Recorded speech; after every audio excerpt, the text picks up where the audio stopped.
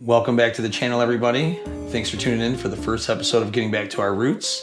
This is where I'm going to be asking all these top YouTubers and well-known people what their personal lives are. You know, we just know them as working out in the lawn and giving us tips, and entertainment, but they also have families and they have jobs, and they watch TV and do other fun stuff too. So I go into the detail with that with everyone, and today we have Jordan from the Lawn Tools Right Tool, and we talked for a little while here, and it's pretty interesting.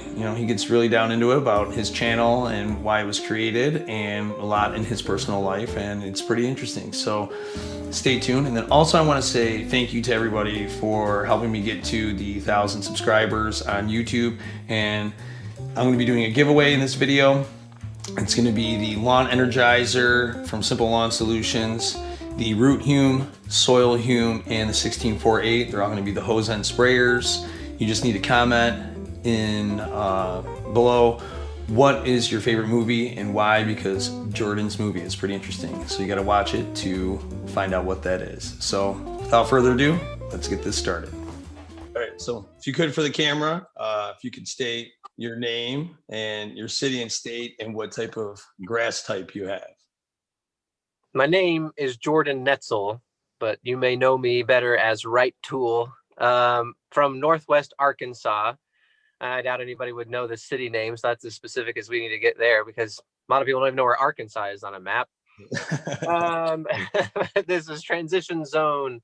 And so I have Bermuda. I have Tifway 419 specifically, with a little bit of common mixed in that I'm working on. I'm working on getting that out of there. And then right now in the wintertime, I have a little bit of ryegrass in the backyard on my golf course.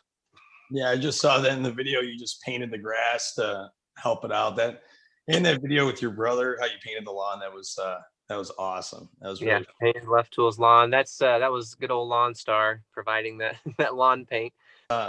This Arkansas place that you're not on the map of, have you grown up there like your entire life? Have you been like in the area? Yeah, born and raised. Man, so there's not, I don't know if there was a hospital in our little town. I guess there was a hospital. I just don't know if they didn't do labor delivery, but all of us, like I have two siblings, but all three of us were born over in Fayetteville. So Fayetteville is where the University of Arkansas is. And that's where I was born, but lived here in this small town my whole life. Yeah. So your lawn, it looks perfect. But like, how long have you been working on your lawn to get it there? I've seen some older pictures, and how long has it taken you to get it to where it's at? With the whole, I've seen you level it, and and you're planting more seed. That I think it's at Monaco, right? Yeah, Monaco, Bermuda. That's the seed that Barenbrug sent me. When did that all start? Now I'm trying to think. Let's see, 2019 would have done the first big sand leveling project. So yeah, I think summer of 2018 is when that was laid down. And then so like the season of 2019 and 2020 has been, so mostly in the season of 2019, like over one season, got it kind of going from new lawn to what it looks like now. Because I mean, throughout the entire season of 2020, it's been pretty much the same. I mean, it's no huge renovation took place. Well, in the front anyway. Like I have an endless amount of work to do on the back, so that's still not finished, and it probably won't be finished in another couple of seasons probably. So what's your plan though in the back with Sweet Oak Hollow? Like, are you really gonna put like a golf hole back there, and like other? Because I mean, I see, I watch your brother Aaron, some of his Instagram things. He's like filming you like plowing away out there in the field. Are you really gonna set up like another? Is that all your property out there? Yeah, so that's 18 acres right there behind me up to the tree.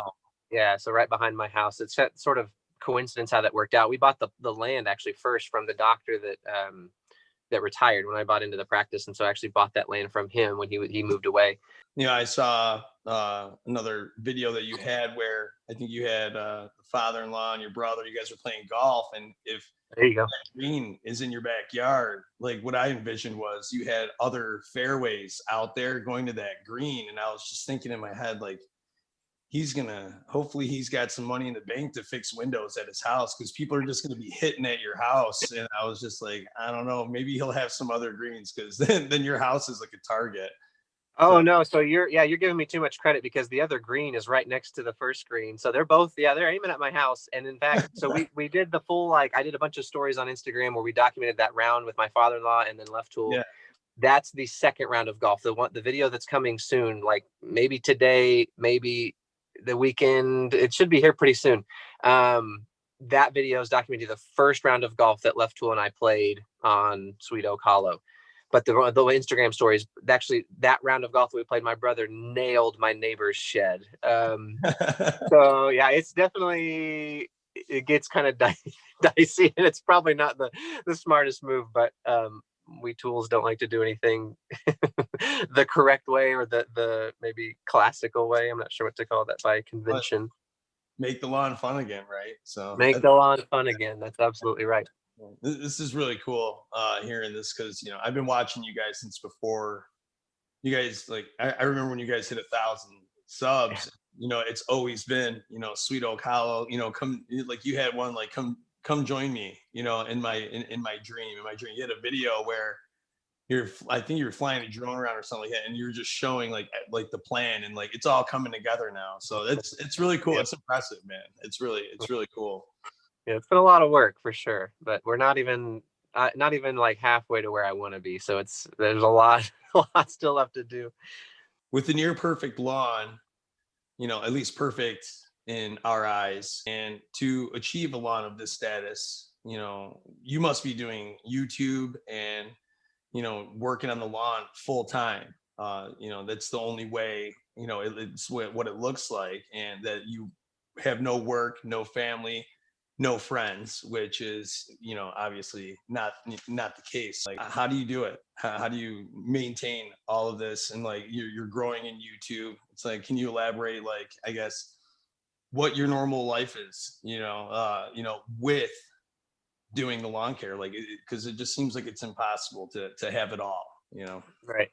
No, so I mean, the lawn, it is perfect. I don't have anything else going. So I mean, it is perfect basically. So the first part of your question is not applicable to me, but I'm just kidding. That's obviously like you said, we all notice the little imperfections and every little thing in our own lawns. And so, but yeah, no. So I don't know. It takes a lot of time. It's funny because there's a lot of us that are doing this, and we're mowing, people who who aren't on YouTube, and everybody knows how much work it takes. But I tell people a lot that it takes twice as long when you're trying to move a camera around. And so it's keeping up a lawn in general is a lot of work, but then having to film it makes it take even longer. And trying to come up with, then you get sick of it. You're just like, oh, I'll just do a time lapse. Like at some point you just like forget it, like forget this. I'm just going to do a time lapse and I'll just film it from one spot, one angle. So as far as like being a full-time YouTuber, yeah, how do you have time to do that? So I'm busy.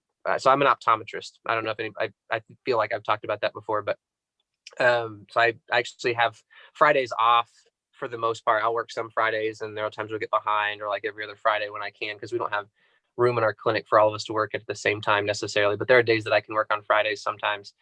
But for the most part, I have Fridays off, especially in the summer. I enjoy that for sure, because Friday and Sunday, like those are my big lawn care days.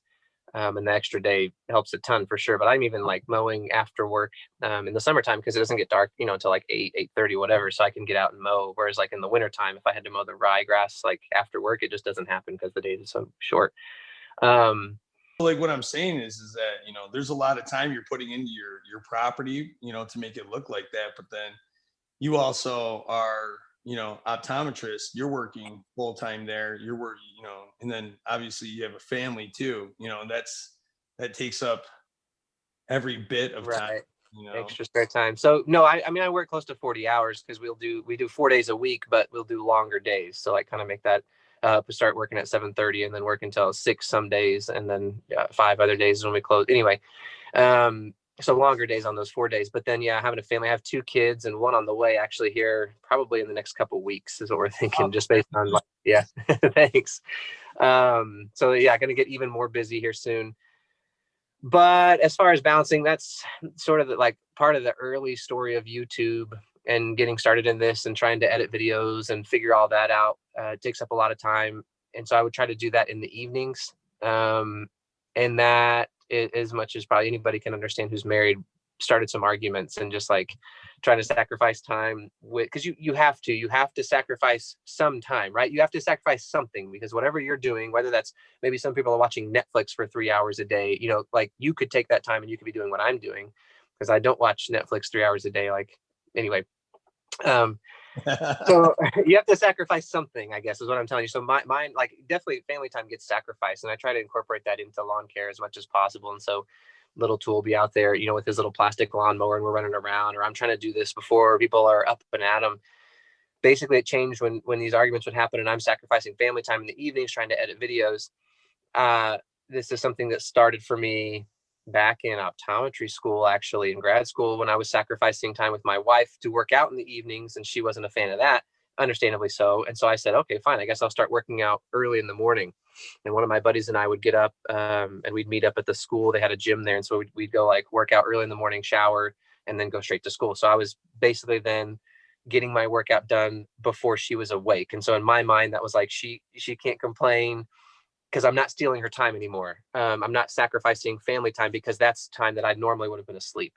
And so now I'm sacrificing sleep at that point for what I want, instead of sacrificing time. So you have to sacrifice something. I've chosen to sacrifice sleep. And so that was, again, started with working out. So then when the argument started about sacrificing family time in the evenings to try to edit YouTube videos, I said, well, I guess I'll just start waking up earlier than my workouts and doing some editing then. So it kind of crept forward. Like, as I got busier and started trying to do more videos and everything, I needed more and more time. So I was waking up at like 4:45 to go work out at 5 already. So then I started waking up at 4:30 to try to get like 30 minutes of editing done, and then I'd go work out at 5.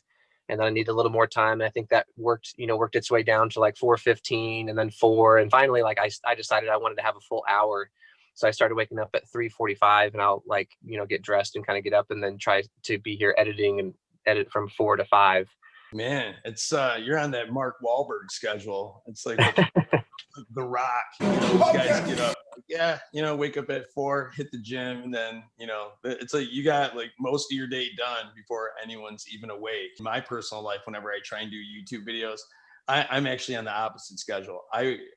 Instead of doing it so early, I am, once the missus goes to bed, then I start editing, like I lay in bed, I'm pretending to sleep, and then it's like as soon as she falls asleep, then I'm up, and then I start doing it. So it's like it works the exact same way. It's just everyone's still asleep. You're not stealing anyone else's time. You're doing it later. Where did you go to school? So I went to college in Chattanooga, Tennessee, and then optometry school was in Memphis. So that's 4 years of college and then 4 years of optometry school. So I was like in Tennessee for 8 years, but then moved back home, back here where I'm from. So, I just joined TikTok, and, I did not know how popular you guys were on there. You guys are well over 300,000 subscribers, or what is it? Followers on there. Yeah, whatever. But, right. When did you start that? TikTok would have been, probably November. Man, see my timeline. I'm telling you, like, I'm awful at this, but I've been doing it for a year. So let's see. It's been just a year.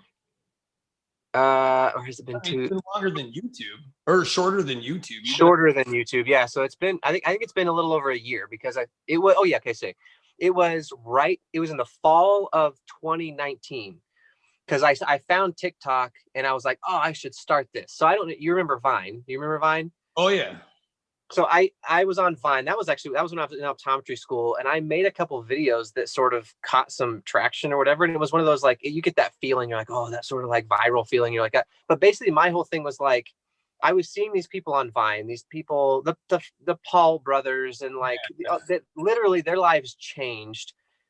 And they, like, became famous for no reason. Like, there were a lot of those people who were making videos that it wasn't that great. Like, that was my thing. I was watching these videos and I was like, it's not that great. Like, some of these people are making videos that aren't that great, but they're literally like blowing up and becoming famous. And the thing that I noticed was that all those people who I felt like, oh, their stuff's not that great, all they did was start early or whatever, and then Vine shut down. I said, man, if anything like Vine ever pops up again and I hear about it, I'm not going to miss the boat. For sure.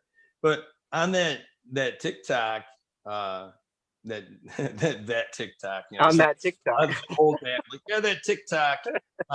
You had a real popular video that I saw with your brother go viral, and it was kind of like why you started your channel. So, you know, can you tell me a little bit about that video? Yeah. So that video, I don't know exactly what my motivation was. There's like trends that'll go on TikTok, and I don't know that it was a trend necessarily. I just saw people kind of doing this, sort of telling their story, and they'll do, story time or the story of like, wow, this all started or whatever. And so, um, as far as the story of how the lawn tool started is what the video was about. And so just kind of like with pictures and like text kind of told the story of what happened. Left Tool and I lived in duplexes that were right next to each other, and we shared a yard in between. When we were originally talking about like getting a mower, taking care of the lawn, he's like, what kind of mower are you going to get? So I was like, oh, let's go get a mower. And he was like, what kind of mower are you going to get? And I was like, I don't know. I'll just go to Lowe's and get whatever's there. And he was like, no way. We got to get like the real mower. We got to do that. I heard somebody just like the other day talk about how lawn care, or like the green gene, I think is what they called it, is so like how love is genetic or something like that. So when he goes like, no, we got to get one of those real mowers. I was like, oh, this is funny because our grandpa and my dad, actually, my dad worked at the pro shop at the golf course here that's now like out of business, and it's a shame. My father-in-law moved on to that golf course. And so it's sort of like, this is super nostalgic for me because it's all like coming together. My dad worked at that golf course. He worked on the golf side, so worked in the pro shop. But my grandpa worked there as a groundskeeper. I don't know. I want to ask my grandma actually like how much he was involved in the grass, but I think his big thing was landscaping. They had like amazing flower beds all around their house. And I remember seeing as a kid a picture in the newspaper that was when my grandma and grandpa are standing there with the guy from the newspaper, and they won Lawn of the Month. So they had like beautiful landscaping and flowers all over the place. And so I think this green gene, I really think there's something to that. My dad's always been into like landscaping and stuff too. And so I think that they just passed that down to my brother and I. But when my brother said something about getting the old fashioned reel mower, well, he just said reel mower. I don't even know if we knew that powered reel mowers existed, honestly. Like I didn't. And he brings home this thing, and I knew what he was talking about. He's like, one of the old school like reel mowers. We can cut it like scissors. And it's going to look really nice. And so we did that. Got the old fashioned reel mower. Like the manual, the push Yeah, one? manual reel mower. I actually have it in my garage right now. The exact one that we used, and I need to sharpen it up and get it running again because it's kind of fun, and again nostalgic. But that's when like everything just that was a slippery slope. You start reel mowing and it's addicting. There's something about it. Yeah. But the thing is, so with a manual reel mower with Bermuda grass in the summer, you have to mow at least twice a week, because there were times when I'd get behind and I would literally have to run. I would be doing wind sprints in the backyard with the mower trying to cut through the thick grass because it grows so quick in the summertime that you can't get behind. With one of those, like with a powered reel mower, you can cut it. Like you still want to mow really often because you don't want to scalp it, but not because you can't physically mow it. With a manual reel mower, you have to mow like every other day so that you can so that you can walk, so that you can actually mow. And so that it'll look good, of course. But so the deal was that there are two of us were sharing this lawn. It wasn't that big. We could do it with that manual reel mower, but that we were going to take turns. So like, one of us would do it on the weekend, one of us would do it one time during the week. His schedule lended much more to being able to do it during the week. And so I would usually do it on the weekends. And then during the week, he would try to get out there and do it. Over that summer, I'll just say he fizzled out. That was sort of the extent of what I knew about it, was that he just kind of fizzled out and got sick of mowing. And so it fell on me. And so that's when I got behind and started doing it with like once a week and really having to sprint in the backyard to do it. And I got kind of mad. I don't know. I was just frustrated. I was like, man, he's not out here, doing his part. Like he's not helping me out. And this is getting annoying, which eventually led me to getting the True Cut, the first powered reel mower that I had. I went and looked online. I was like, oh, I like reel mowing and I want to do that. But then I look on Craigslist and I see this guy selling a True Cut powered reel mower, for $300 or something like that.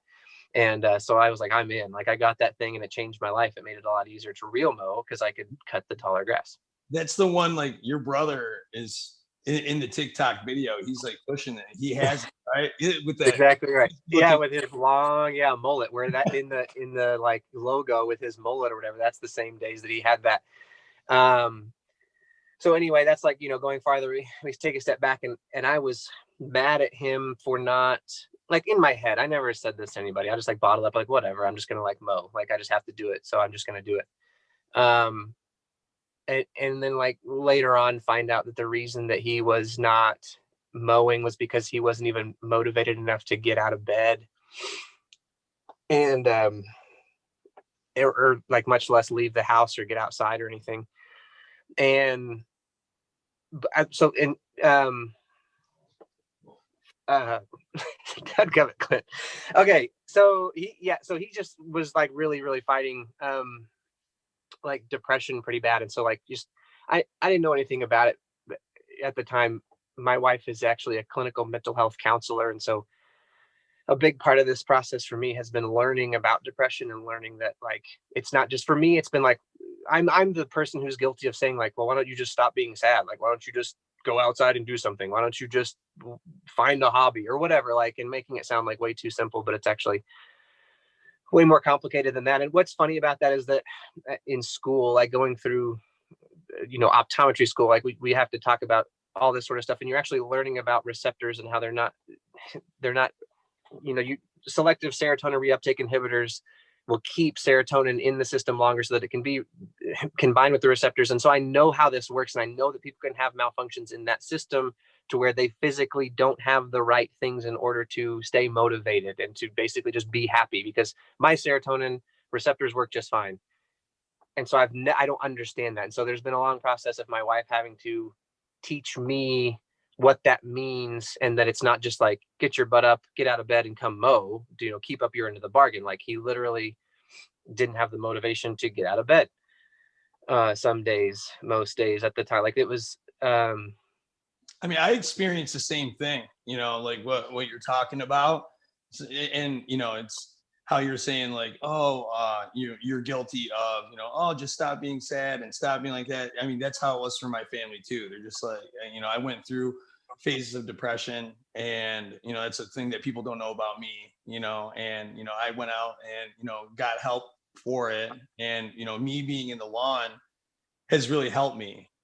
I get to see the fruits of my labor, and it's rewarding. And, before I did a lot of, what you're saying, what your brother did, is that, and it was just in life in general, I wanted to just like sit in bed, what's the point of even getting up, and I didn't go hang out with any of my friends. I just sat at home and stuff like that. And it was just, and there was nothing wrong going on. It was just something that it was me, it was a me situation that I had things going on that just, like need medication and talk to people for it. No one knows what's going on in my brain. No one knows what's going on in your brother's, so it's like, there's nothing wrong with that, yeah, Sorry, like feeling, sorry to interrupt. no, yeah, no, I love hearing like more of the story. It's something that I feel like awareness needs to be out there, and it's tough to talk about because he doesn't voluntarily like talk about it much. We have a hard time like talking about it, I guess. Like, it's hard for me to ask, and then he doesn't like talk about it because you feel like something's wrong with you, right? Like, he feels like he should be able to change it, because that's the world's opinion. That's just been like the misinformation out there, is that like you should be able to just pick yourself up by your bootstraps and just fix it, and he feels guilty for not being able to do that.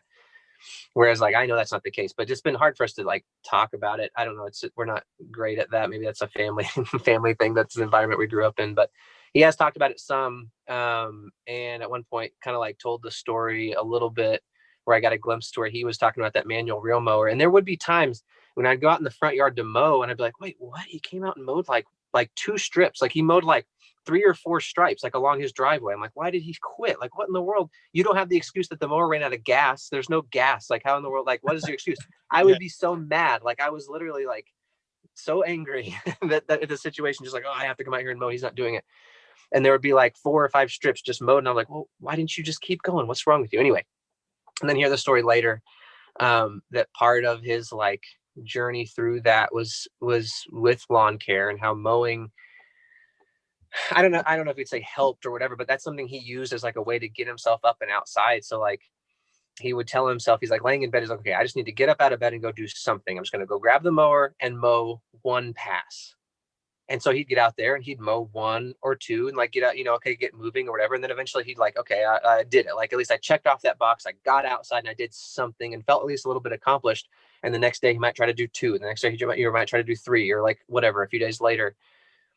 And so it's something that sort of came full circle and punched me in the face, because like I said, I was really mad about it for a long time.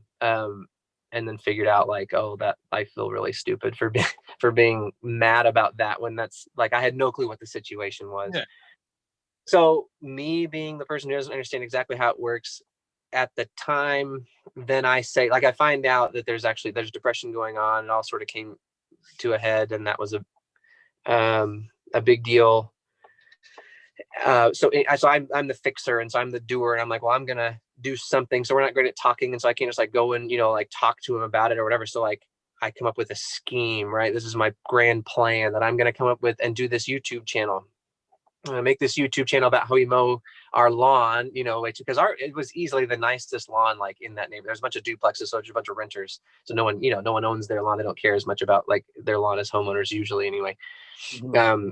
So anyway, about us doing our real mowing thing. And then I was just moving into my new house with the new sod and everything. I was like, okay, there's going to be lots of lawn work to do here. I'm seeing some other people doing this. We can make a YouTube channel, because when we were really young, we used to make goofy videos. We had like a series where we'd run around with our friends. It was the days of Jackass. Everyone was watching this. Johnny Knoxville and Steve. Everybody wanted to do that, right? Any kid who had a camera was dangerous, because they were trying to get their kids to do the same stuff that they're doing on this TV show. We would, we're pulling each other around on sleds with 4-wheelers. There was a huge hill at our church where the church got like a bunch of, I think it was chairs delivered, and they came in these massive boxes. And so we'd put like one or even 2 or 3 of us in these boxes and slide down this hill. But the left was always the guy behind the camera. He's the smart one, holding the camera and watching all the rest of us do this stupid stuff, like me and all the rest of our friends. He's the one holding the camera. I say, so, okay, he liked to make videos. We would even we did a Mission Impossible spoof, and we didn't have any editing stuff. So basically like you'd film something and just have to plan it out in order. And then he would like film it. And then if it didn't go right, you just reverse it and record over it.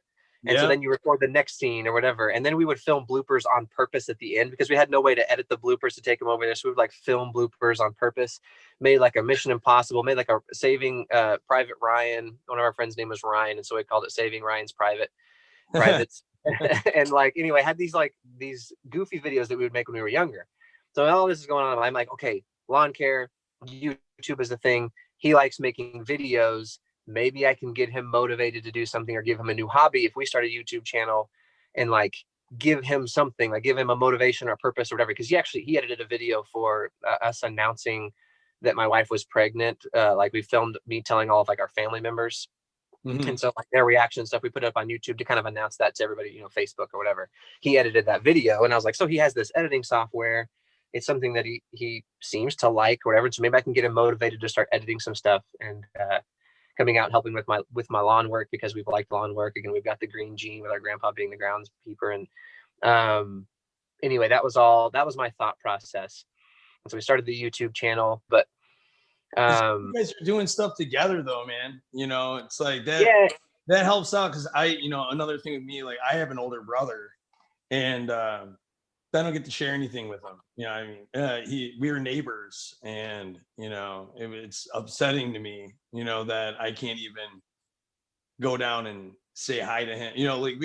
There's no interaction, even though like we're in business together. It's just it's all that it seems, and it's like it's really upsetting, and I wish that I could do something with him, because it would probably make our relationship stronger, and like it would make things better, as far as like even like with the depression and stuff like that, on my end.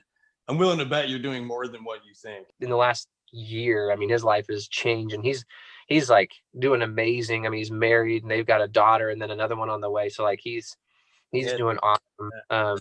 And like, of course, say, oh, he's out of the woods or whatever. Like, it's not something that someone just like, oh, all of a sudden they're done with it. Like it's always there. It's just like it suppresses, and it's just not as bad, but it's always there. It's just like it's like a little cloud. Like I have it, a little cloud hanging over, it just, sometimes the sun stays out through that cloud a little bit longer on some days, but like, you just got to fight through it, man.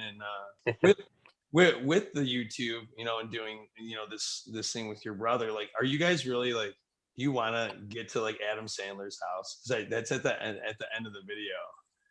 So yeah, I forgot about that part. Like at the end of the video, so this happened. He was dating the girl he's married to. I don't know if they were engaged at the time. Doesn't matter. But anyway, Abby, Mrs. Right Tool, or sorry, Mrs. Left Tool. Dang it, Get myself got mixed up. Mrs. Left Tool. Asked us one time, like we were talking about YouTube and everything, and it's just it's goofy, right? Like it's just a goofy thing, and it's lawn care. Like who cares about that? And she said, like, what's your goal? She's kind of like me, and she's just like a fixer and a doer and like a planner and everything. So she's like, so what's your goal with this whole YouTube thing? And I don't really have a goal. I was just kind of like, I don't know, like just see what happens. Like we'll see where this goes. I didn't have any like clear cut goals or anything. That's just not, I don't know, whatever. I didn't have anything. Well, my original goal was to help out Left Tool. So like the fact that that was working, I was like, I don't know, I feel like I'm kind of accomplishing the goal. Like that's at least the original goal. So Yeah. he chimes, I didn't even say anything. She said, what's your goal? Like when are you going to consider yourself like a success? Like when is it done? When are you going to have accomplished what you're doing here? And before I chimed in, he said, we're not done with this thing until we mow Adam Sandler's lawn. You ready for quick questions? Rapid fire. Yeah. All right. So what and these questions are from when I went live, like everyone wanted to know kind of some first date questions. So what was your first car? My first car was a Acura Legend that my sister, so Left Tool and I have an older sister, she wrecked it. She backed it into a tree, dented up the back bumper and like the tail light. And Left Tool wrecked it. He like ran it off the road into a ditch and under a barbed wire fence, and so it had scratches all over it. So it was a hand-me-down twice. Probably like a 94 Acura Legend that was banged up and scratched up. Yeah. Nice. What about what is your dream car?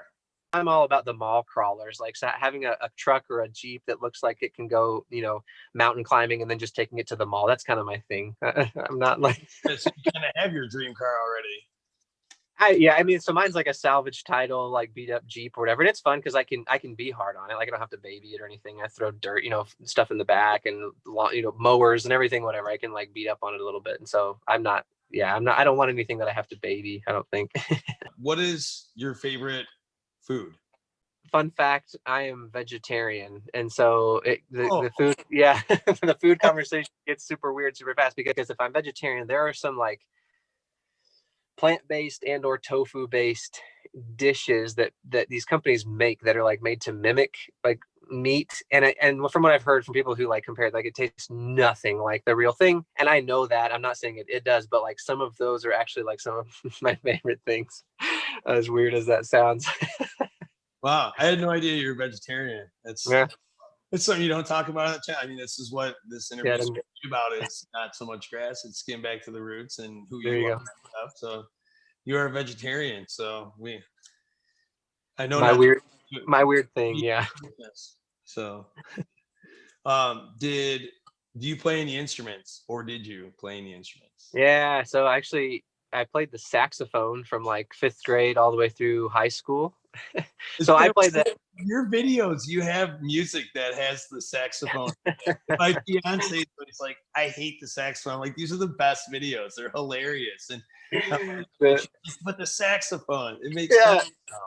What was your favorite TV show as a kid? Boy Meets World. Boy Meets World? Watch that religiously. Nice. Yeah, I watch that too. What about favorite movie, or if you have one or two movies? Again, my like sort of embarrassing answer is that my favorite movie of all time is Click. I'm a huge fan of the movie Click, and like the Hawks in it, and the ending part too. I mean, I cried. I know it's one of those things like the end there. Man. I cried. Yeah, I cried, and I cried like probably every single time I watch it. And now I can't, because like if we watch it, my wife will be sitting right next to me, and she's like watching me, like turning and like watching me the whole time. Is this the part that you cry, like or whatever? And I'm like focused on that. And I'm like, just let me watch the movie. And so like, anyway, but I definitely like cry. Like that was like the first time I saw that movie, I was tearing up and like wife and not showing him. I don't remember who I was with or whatever, but I was. No, it is, man. It's a tearjerker at the end there, man. It's a good one. No, it's for people to judge you on Click. I understand where you're coming from, man. It's a great movie. Thank you.